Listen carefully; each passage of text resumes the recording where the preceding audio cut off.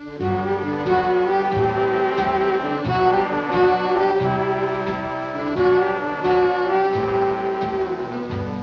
am Judy Simon, and I am originally from Hungary. Hungary was the last country occupied by the Germans during World War II.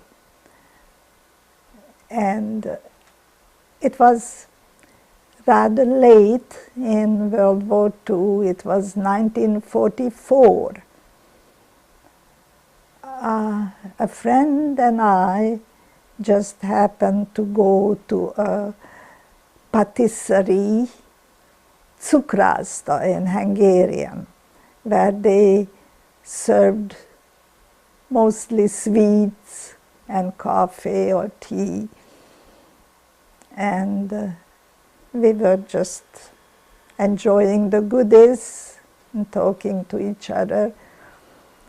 And the owner called me to the telephone. My mother called and said, "You better come home, hurry up and be very careful." And I didn't know what was happening, and we just obeyed. We went slowly, we went home, and on our way home we saw German troops on the street marching into our city. And we couldn't avoid them. On our way home, we were walking on the sidewalk, and these SS soldiers were marching toward us. And we were taken aback, and we got home. My friend went to her home, and I went to mine. And then we heard the news that the Germans were occupying Hungary. I was living in a city called Székesfehérvár. It was, I think it was the third largest city in Hungary. And we heard about all the terrible things that were happening in Italy. For instance, in Italy, among all the other countries that the Germans occupied, all the terrible things that were happening to Jews. But my father never believed it. He said, no, that just couldn't be. Some of our friends believed it, and the friends we had who were the ones who were well-to-do actually left Hungary, but most of us didn't leave. My father was a teacher. He taught German and French, and he didn't believe the stories. He said, "Oh, those were just stories. You can't believe things like that." And slowly we found out that they were not just stories. We Jews got our laws handed down. We couldn't buy certain items that were scarce. We couldn't go to stores to buy sugar or meat or many things that non-Jewish people could still buy. And after a while, we had to leave our home. We were put into a ghetto. And we were pretty crowded in the ghetto. Well, after a while in the ghetto, we weren't there very long. It was only the way I remember it now, and it was a long time ago. I don't know how, my memory isn't very good, but the way I remember it, it wasn't more than about 3 months that we were in the ghetto, that we were told that we had to pack up and we would be taken somewhere else. We would be marched the next morning at 5 o'clock in the morning. We would be standing up outside with 50 kilo of whatever we wanted to take with us.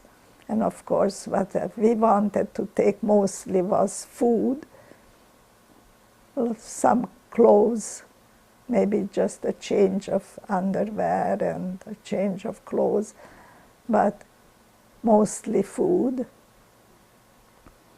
And we hated to leave the little bit of food that we had on hand. We hated to leave behind.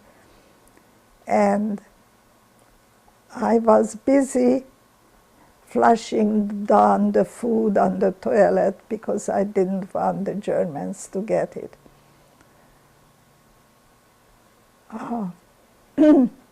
My mother wasn't well. She was in a wheelchair. So the next morning, when we had to stand outside, I was pushing the wheelchair.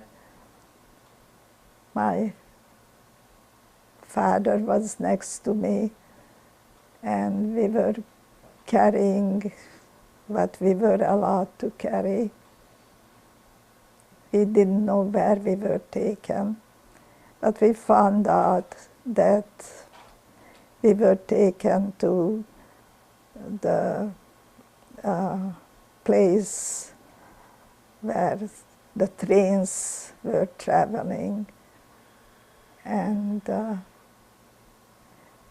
we were taken to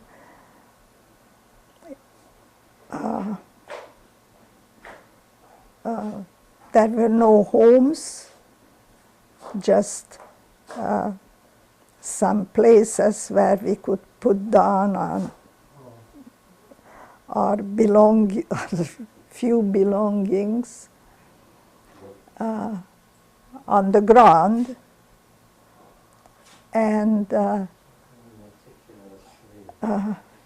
we spent the night there, and the way I remember, there were a few days that we spent there. And pretty soon, there was a cattle train that arrived, and we were all put into the cattle train. We were really pushed, told to move fast faster and faster. And they jammed us in. They jammed us in as many as they could jam us in. And my mother had to go into a different part because all the people who were sick, and because my mother was in the wheelchair, had to be in a different part of the cattle train. And my father and I were sitting next to each other. And I was terribly upset for many reasons. Being away from my mother and didn't know how she would manage without me. And at this age, my father and I didn't get along as well as we used to. I was the apple of my father's eye. He just adored me. And when I became a grown-up young woman, he didn't approve of the boys I was going with. He didn't want me to date those boys. I couldn't. In those days, you just really weren't allowed to date boys. My father used to come to chaperone us. When I went somewhere, my father would come along. And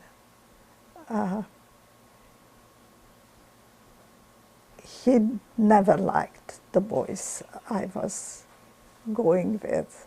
And so at this time, it so happened that I didn't feel so close to my father as I used to. And as I was sitting next to him, we weren't talking. And now that I look back, I feel terrible, because this was the last time I have seen him. And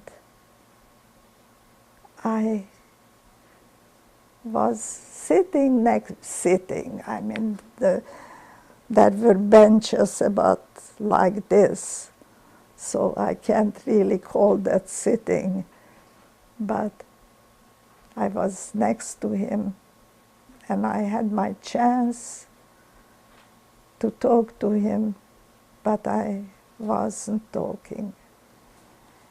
And that's my last memory of my father.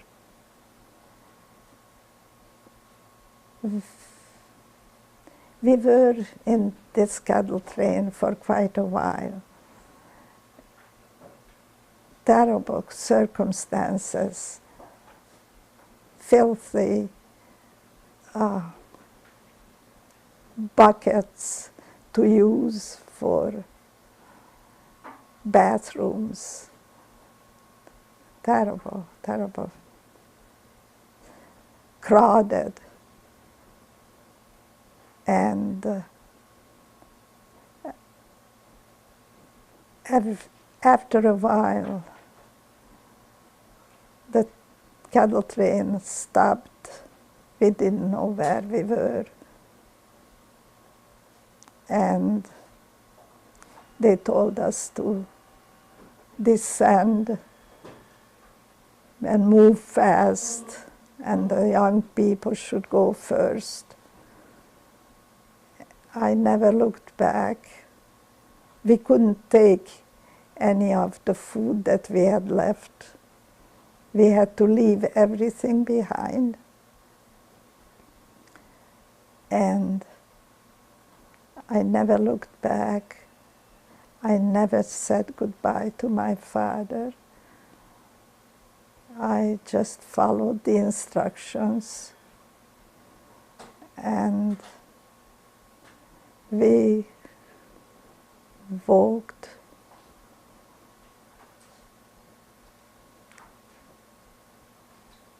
and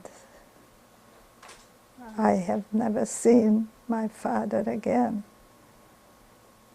As I was walking, we were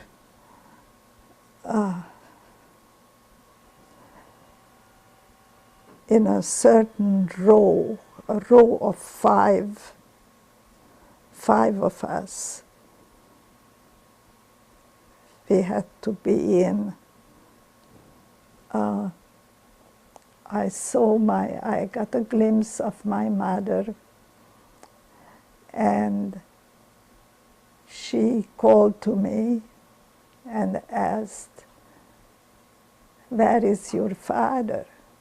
And I could tell her that when I looked back after I got done from the cattle train, I did see my father step down. He was very nearsighted. He had very strong glasses on. And as he stepped down, his glasses fell down. He didn't see them, and he stepped on them. That was the last time I actually saw him. And I knew he couldn't see without his glasses. But there was nothing I could do. And I was able to call to my mother and say, he dropped his glasses and stepped on them.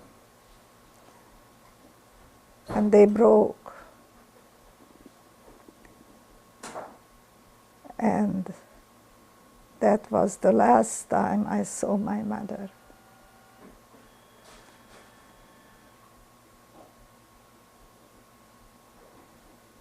Pretty soon we saw the sign,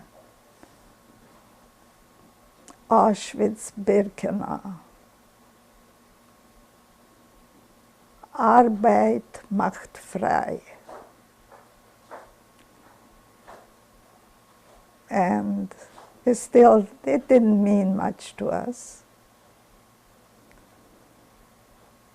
But pretty soon we knew that it was a terrible place.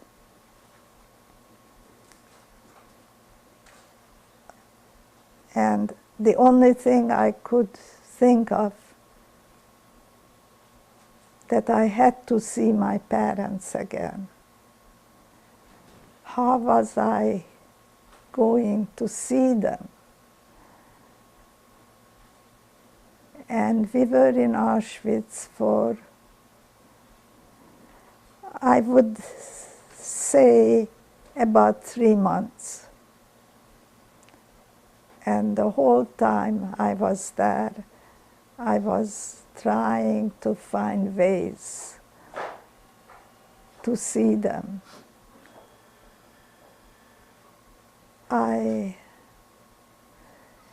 Whenever they called people to go get the food, to carry the food in for us, I wanted to volunteer because I thought if I go, wherever I go, I might see my parents. And I did ask one of the Jewish overseers. They were called kapos. We called them kapos anyway, because they have been there for a long time. They were the Polish Jews who have been there at least 5 years by this time. And they were, if they survived, they were, some of them were not very nice. And you couldn't blame them, because that's the only way they could survive. They were supposed to they were supposed to be in charge of the newcomers. And they weren't supposed to be very nice to us. But I asked one of them, can I see my parents? Where? How can I find my parents? And she looked at me and said, don't you see the smoke? Don't you smell that smell? That's your parents. And I thought she was just being mean. I couldn't believe it.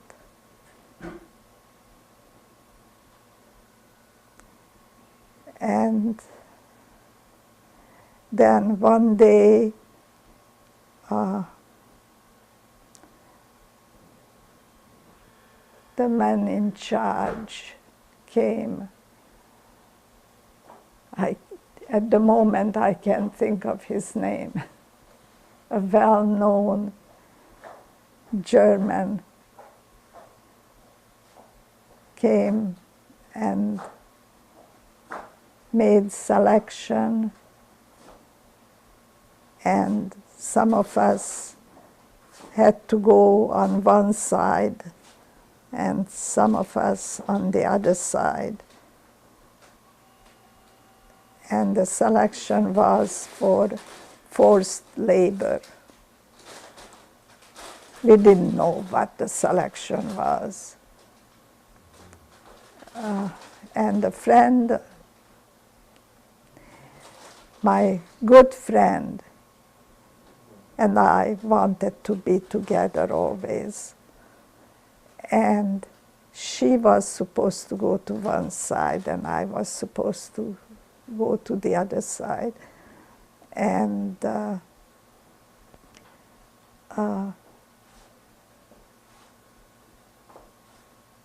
what was the name of the German?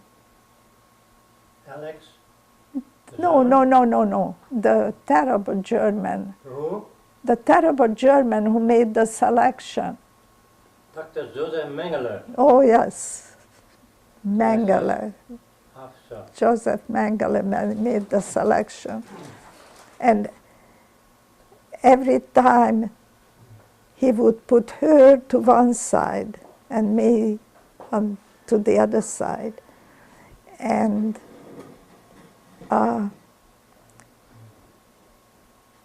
Kato, that was my friend's name, whenever she had a chance, would sneak over to my side. And Dr. Mengele, would catch her every time, because he didn't just select us one time, but he went through several times. And every time he put her to the other side. So finally, she said, my friend said, since I can't come to your side, why don't you come to my side? And I said, I won't do that because I am not going to do anything against my faith. Maybe if I stay on this side, somehow I will see my parents. So I will just stay here. And she was told by Mengele when he caught her again, he said, in a nice way, he said, "My child, you are not strong enough to go to where she is going, so you just stay where you are." And that was the end, that I have never seen her again. And we were put into other cattle train and were taken to a place called Lippstadt, which compared to Auschwitz was very good, because there was running water, and actually there were toilets, and there was no comparison. And we found out that we were supposed to go to a place where we would be working with some other nationalities too. They were all forced labor.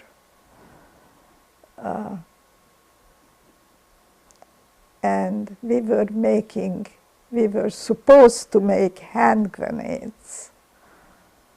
The place was called Lippstadt. And that's where we were. And I was trying to sabotage as much as I could. And we were there for several months. And one day we were told that we had to march.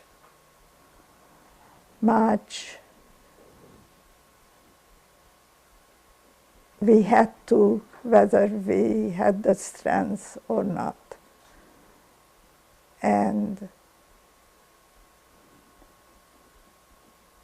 they took us under the cover of night. And we were marching in a forest. And next to the forest, there was a road, and we could hear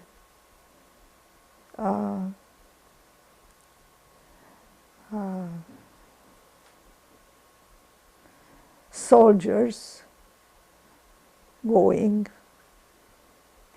the other way. We were told we had to be very quiet so that the soldiers wouldn't see us. And we had to lie down quite a lot, hiding under the trees.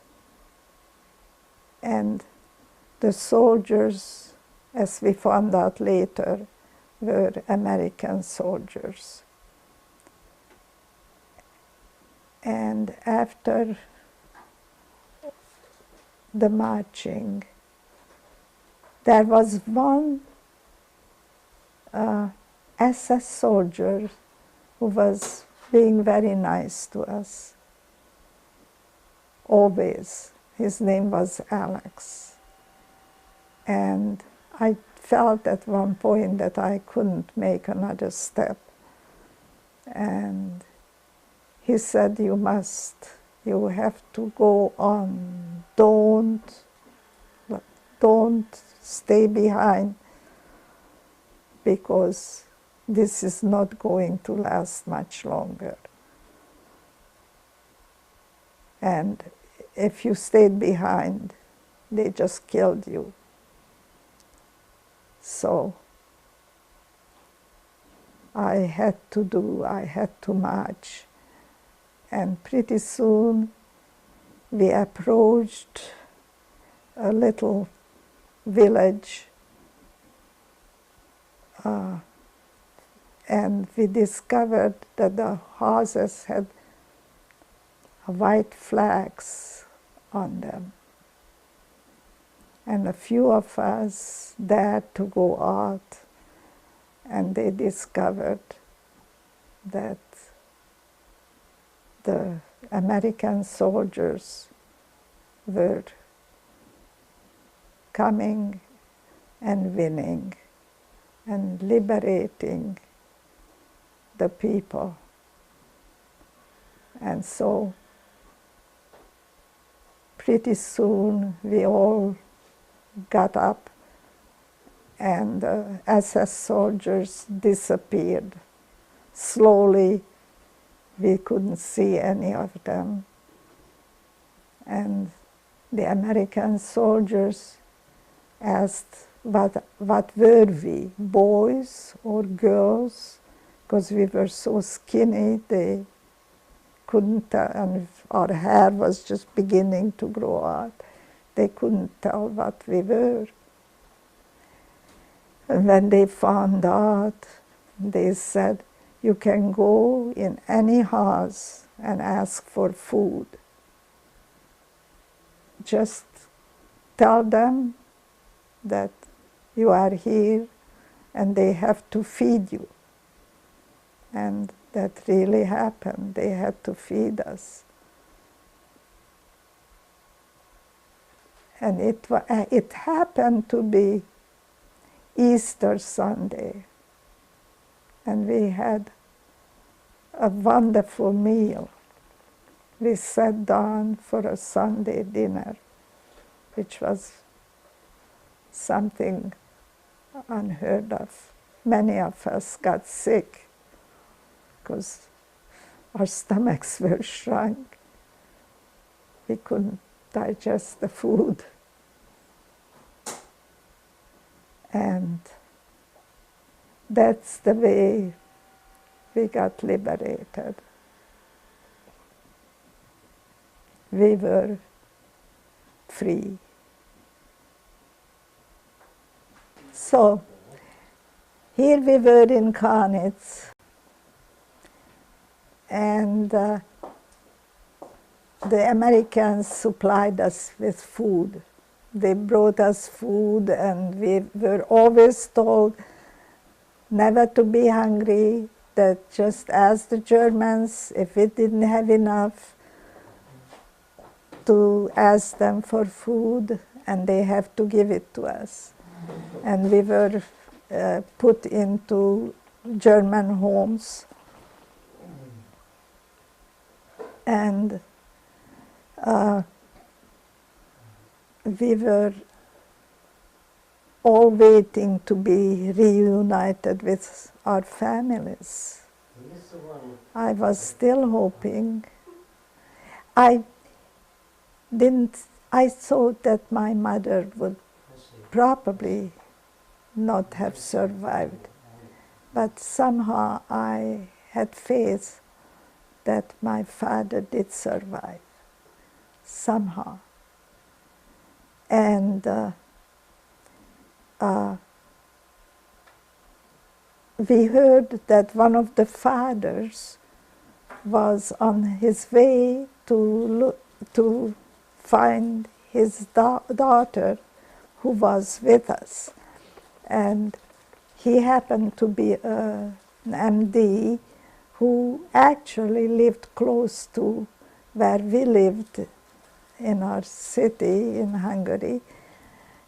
And his daughter was with us, Eva, and he did come, and when I approached him, he told me that no,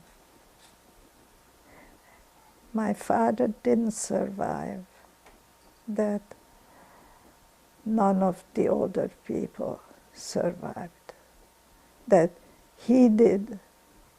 He was not that old anyway, but he survived because one of the reasons was that he was used as an MD anyway, and he was younger than the other people there, but nobody else survived.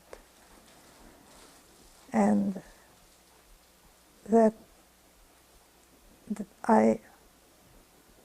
was an awful shock to me. I passed out that night. I never forget what I went through at that point.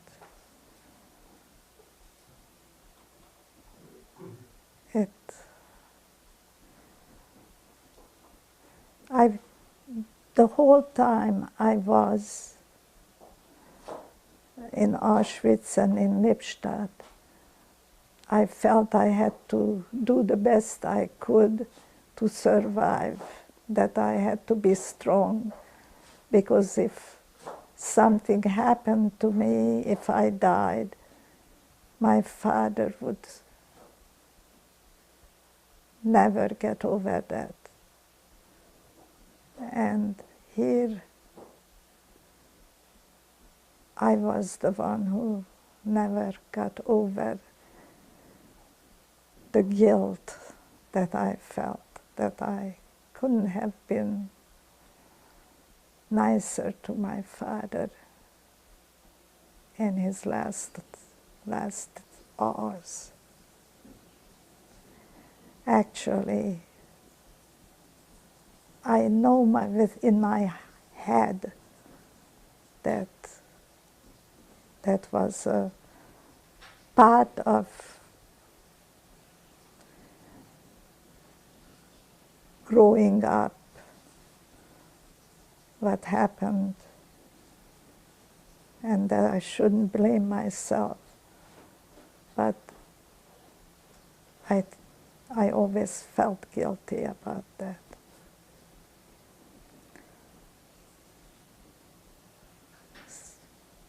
So you wound up working for the UN or something like that? What kind of organization was that? In Kaunitz,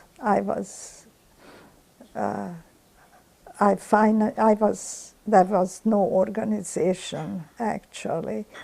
A friend and I decided, after we were in Kaunitz for quite a long time, that we shouldn't stay there anymore. And we went to Munich. We just boarded a train and we went to Munich and went to UNRWA, United Nations Relief and Rehabilitation, and wanted to work. And we did get a job there, and then we got a job at AJDC, American Joint Distribution Committee, and I became a secretary and worked in there was an immigration department, and my job was to write to relatives of displaced persons, mostly in the United States, the relatives who lived in the United States, and let them know that their young relatives were in Munich or in certain camps around Munich, and give them addresses where they could get in touch. And this was what I was doing for quite a while. And I was wearing a uniform, British UNRWA uniform, and was eating in an American mess hall, and that's where I met Bert. And I also had a brother in this country, and I got in touch with him. I also got in touch with my brother in Hungary. He wanted me to come and see him. And I was thinking of going back to Hungary, actually. And I heard that if I went back, I may not be able to get back out, because Hungary was occupied by was Russian territory, and I might not be able to get out. So I didn't go back to Hungary. And I met Bernd, and I dated other people too, but I was dating Bernd, and I signed up for emigration, and was waiting for an affidavit from my brother so that I could come to the US. But in the meantime, Bernd and I got married, so I could come with him to the US. And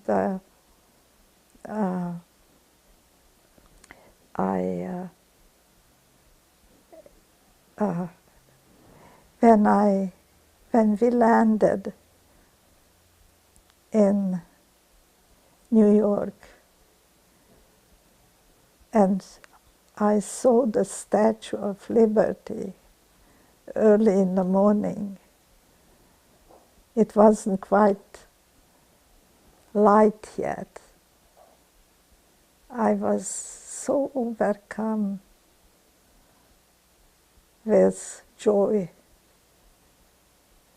It was unbelievable that I survived and that I could actually see the Statue of Liberty. It was unbelievable that I was alive and I was free.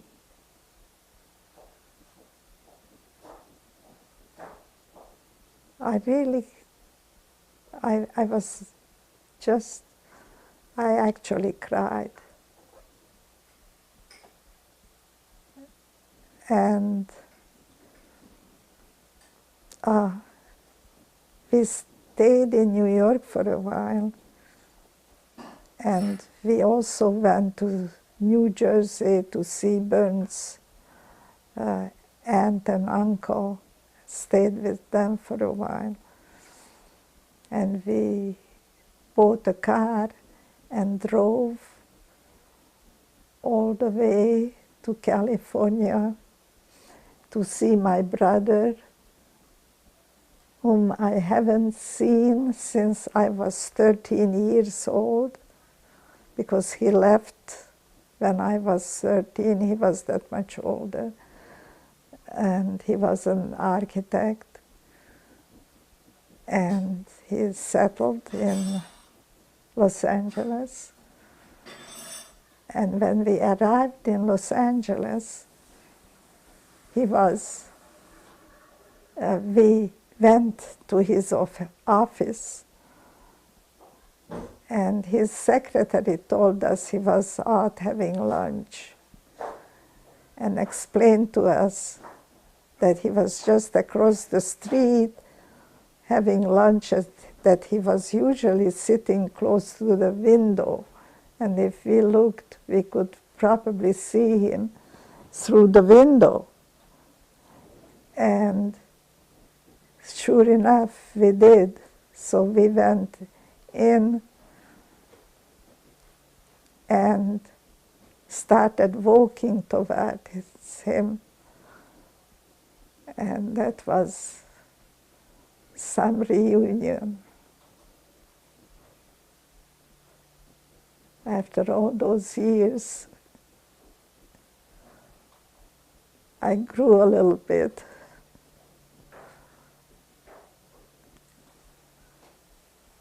It was wonderful to meet him.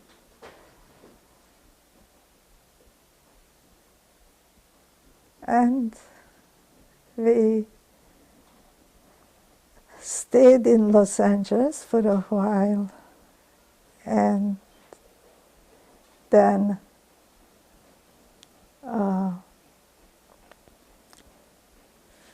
Burns was looking for a job, and finally he found a job in Santa Paula. After we traveled, we drove to Santa Paula, and I saw little orange-colored round fruits on trees, and I said, "What are those orange-colored fruits on those trees?" I have never seen oranges on a tree.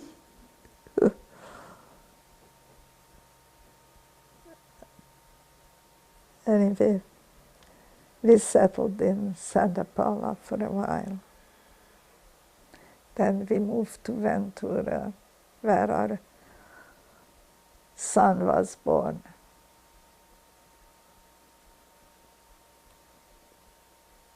And we still live in Ventura after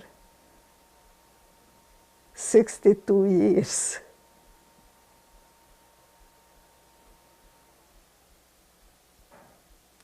So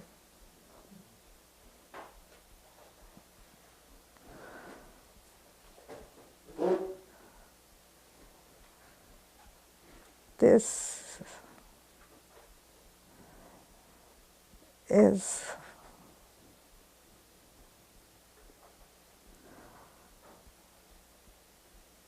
what happened.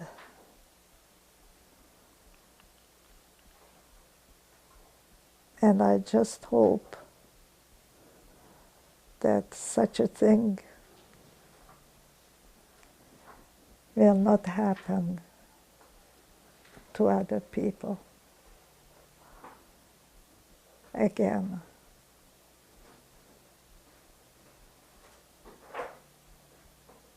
That people have more tolerance for other religions or whatever.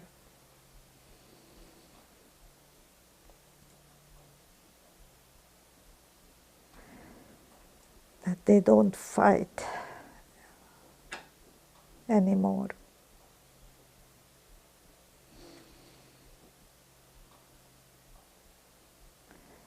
But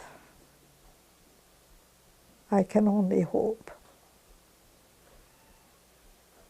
because I don't think we have learned very much in all these years.